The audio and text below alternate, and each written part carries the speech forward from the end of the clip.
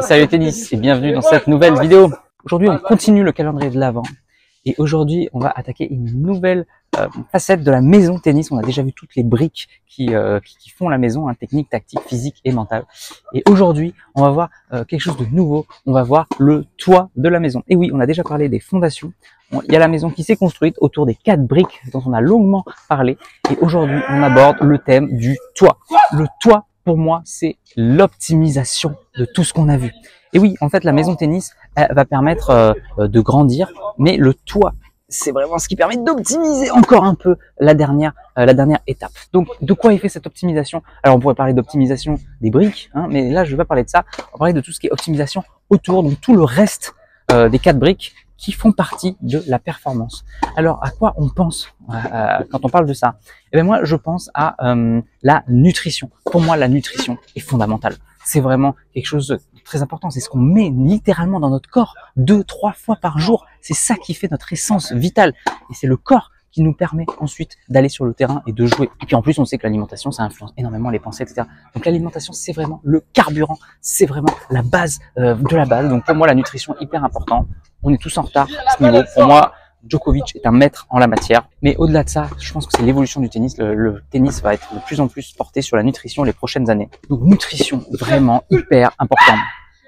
Alors, à part la nutrition, qu'est-ce qu'il peut y avoir d'autre? Toutes les techniques de récupération. On sait que la récupération, c'est l'enjeu maximum du joueur de haut niveau. Un débutant qui joue une fois par semaine, il s'en rend pas forcément compte.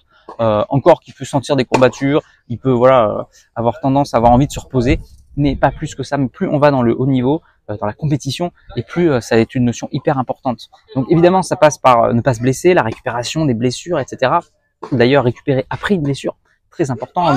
Quand on se blesse, le fait de revenir très vite, eh ben, c'est hyper important pour un joueur, que ce soit pour la performance du joueur de haut niveau ou même pour un débutant amateur qui a envie de revenir tout simplement pour se faire plaisir.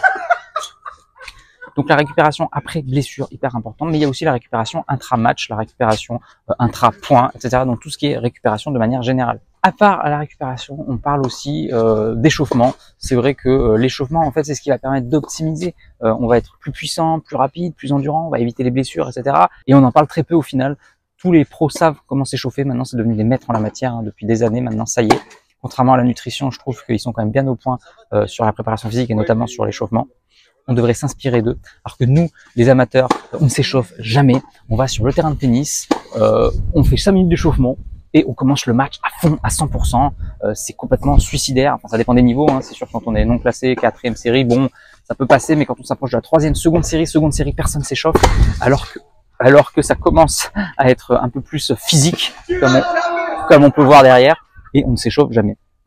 Donc hyper important cette notion d'échauffement, hein, échauffement avant le match bien sûr, mais voilà, rester chaud aussi pendant un match en cas d'interruption, etc. Donc toute cette notion. Et puis il y a tout ce qui est relaxation. Donc la relaxation, moi je pense surtout au sommeil. On sait que le sommeil là aussi c'est fondamental. En fait toutes ces notions d'optimisation sont fondamentales et personne n'en parle jamais.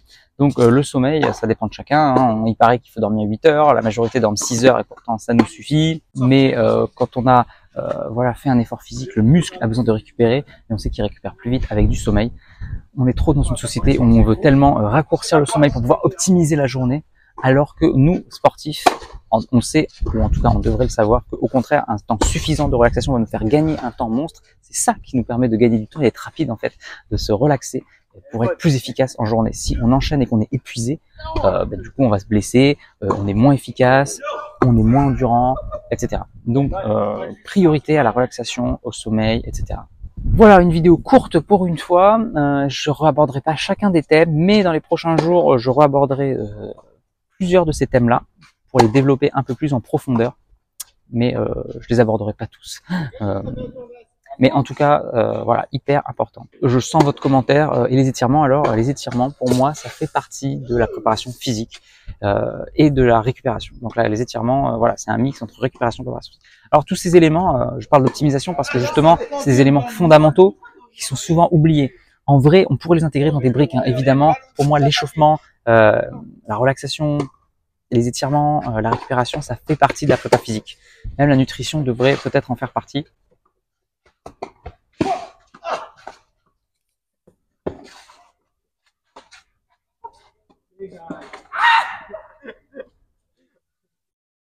Allez, voilà pour cette vidéo. Si ce sujet t'intéresse, s'il te plaît, clique sur j'aime, laisse un commentaire. Laisse-moi une petite piécette, même 1 euro sur Tipeee, s'il te plaît, ça m'aiderait énormément. Et puis partage la vidéo, le nombre de vues, c'est ce qui est le plus important pour m'aider à développer cette chaîne. Donc s'il te plaît, aide-moi. Je te dis à demain pour la prochaine vidéo, n'en oublie pas. Va jouer au tennis, optimise le toit de ta maison tennis, progresse et surtout, fais-toi plaisir. Ciao. C'est dans la boîte, Zaki.